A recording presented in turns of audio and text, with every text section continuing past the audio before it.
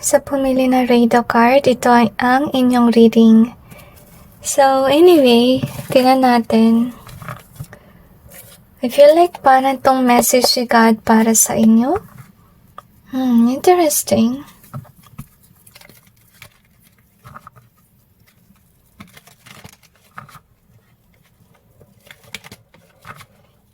So, tingnan natin kung ano yung gusto niya ipagawa ng Panginoon para sa inyo.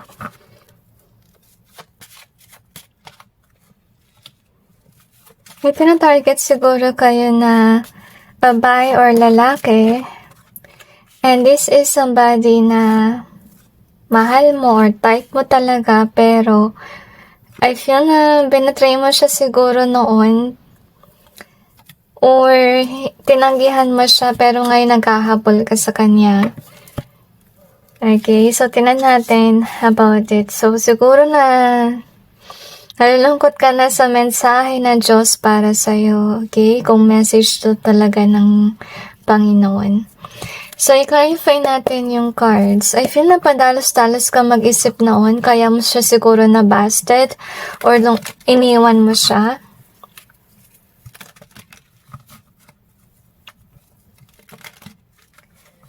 Another dimension to me.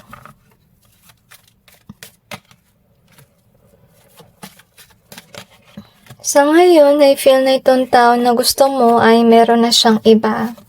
Iba sa kanila ay may pamilya na. At I feel na naiyak ka.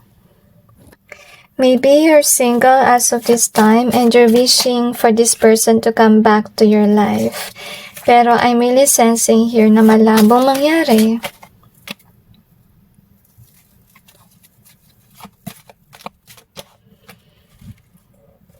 Okay, I feel like you can't change the past. Yun yung gusto sabihin sa'yo ng Panginoon. Kasi I feel na binigyan ka niya ng pagkakataon to meet this person. Pero with this natural disaster, so maybe pinaglayo kayo ng tadhana or talaga hindi kayo para sa isa't isa. So yun din yung dahilan kahit wish ka na wish about sa kanya, hindi talaga. Okay, so yung gusto ipagawa sa ng Panginoon is take some time to heal at mag-focus ka na lang sa work. At saka yung dapat mo matutunan din kapag nakatagpo ka ng tao na mapagmahal sa iyong buhay, malambing, okay, yung mga maganda bang energy with regards sa heart matters. I feel here na yun dapat yung piliin mo. Siguro yung nangyari sa inyo before, may rami kang options at isa na yung tao na mapagmahal sa inyong buhay, okay? So, I think hindi mo siya pinili na may pagkakataon ka at nagalit siya sa inyo kasi siguro akala niya na siya yung pipiliin mo, yung pala ay hindi, okay? So, yung gusto yung panggawa ng Panginoon sa'yo is mag-focus ka na lang sa work and take some time to heal. So, paulit-ulit. Pasensya na, okay? So, gusto sabihin ng Panginoon na nilalayo niya kayong dalawa sa ngayon kasi meron na siyang pamilya, yung iba sa kanila.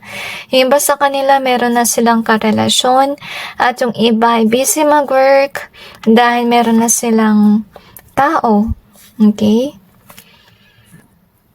So, let's see what we have here. So, we got this one. So, I feel here na nagtagpo kayong dalawa so that you may know what kind of ideal person that you want to be with. Okay? So, I feel na yung naisip mo talaga is kung sino man yung hinihintay mo. Pero gusto sabihin ng Panginoon na huwag kang mag-alala kasi meron tao na para sa'yo. Pero sa ngayon, di niya mabibigay kung sino yung hiniling mo. At sana maunawaan mo and learn your lesson. I feel like you learned the lesson the hard way, okay? So, next time around, kung marami nagkakagusto sa'yo, yung gusto ng Panginoon na next time pipiliin mo, ay hindi dahil sa ganda, kagapuhan, or yung status. Mahalaga is yung magandang pag-uugali, okay? So anyway, we have the love and triumph. Okay, so this is nice.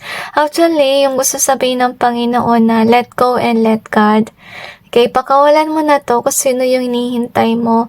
And dapat matuto ka sa pagkakamali mo kasi bibigyan ka ng pagkakataon ng Panginoon na makatagpo muli ng tao na mapagmahal at itetest ka uli kasi kagaya dati na maraming options at isa sa option ay yung tao na mapagmahal.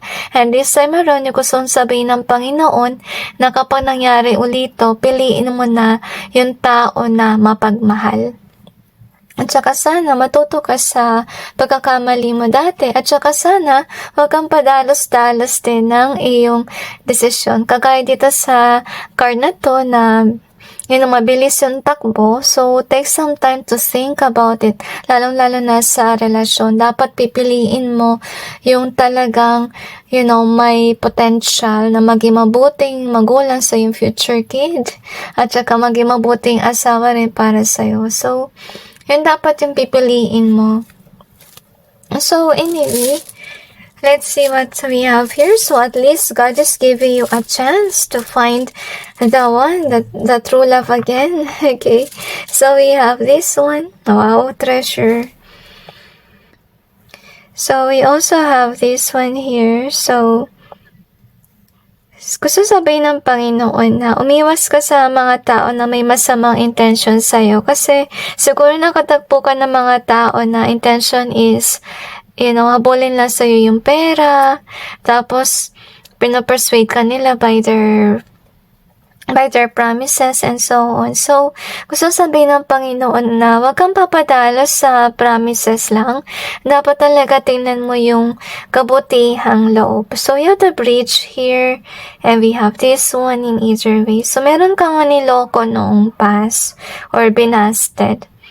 So, with the star in either way, so far naman noong past, may potential na maging kayo. Honestly, yung sa news lang is ignore mo siya. Okay? So, easy in reverse. Kaya ka rin nagkaroon ng hard life with regards sa love life. Kasi siguro karma mo yun dahil sa nagawa mo dati. Okay? So, bibigyan ko ulit ng pagkakataon ng Diyos with regards sa love life. Makakatagpo ka ng mapagmahal uli. So, sana matuto ka sa pagkakamali mo at piliin mo na yung tamang tao para hindi na ito paulit-ulit na kamalas nangyari sa'yo at wag kang padalos-dalos din mag-isip, okay, or mag-desisyon. So, tingnan natin kung ano pang meron.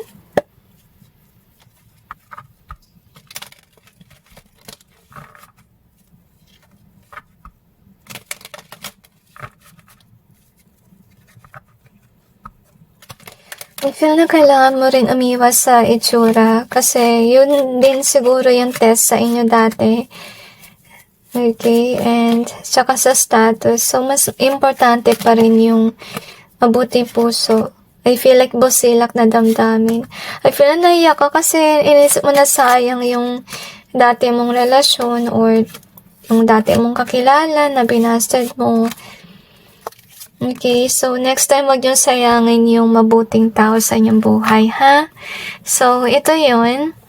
So, bibigyan ka ng pagkakataon ng Panginoon na makita muli yung ganitong klaseng tao na mabuti. Okay, so bibigyan ka ng another test, maraming option, as you can see here. At ayaw ni God na mag-two-timer ka, hindi pwede yun. So, yung dapat mong piliin is yung mabuti, yung damdamin, okay? And I'm sensing with this one here, so siguro mako-confuse ka kung sinong pipiliin mo kasi isa rin sa dapat mong labanan is yung passion. So, umiwas ka sa mga tukso as you can see here. Okay? So, I feel na may potential ka rin na ikasal, pero gusto ng Panginoon na piliin mo yung tamang tao para sa'yo. Mag-observe ka muna before you go after somebody, okay? Para hindi maulit si dramatic love life mo. Okay? Next that we have is this one. So, this is sad, guys, okay?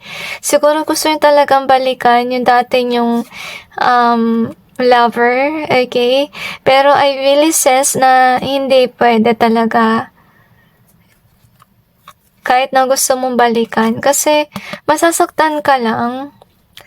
Nangyari na inignore mo na, hindi kayo fated. As you can see here.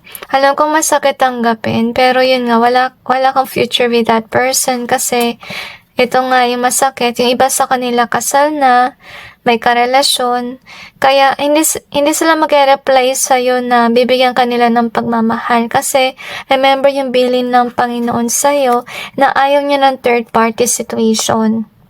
Gusto niya na respetuhin mo yung tao na to, yung dating lover mo, na meron na siyang iba, hayaan mo siya with somebody else, okay, and trust in Him, na bibigyan ka uli niya ng pagkakataon na makatagpo ng tao na mapagmahal.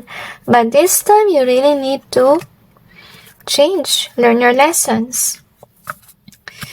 So, yung dapat mong gawin, yung pinapagawa ng Panginoon, is, dapat makita mo yung puso ng tao. Doon ka mag-judge. Huwag ka mag-judge sa status. Huwag ka mag-judge sa beauty. Okay? At yun nga, iwasan mo si tukso na passion din.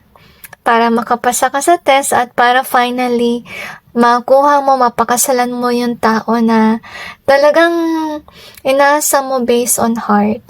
Okay? So anyway, that's it guys. And God bless all of you.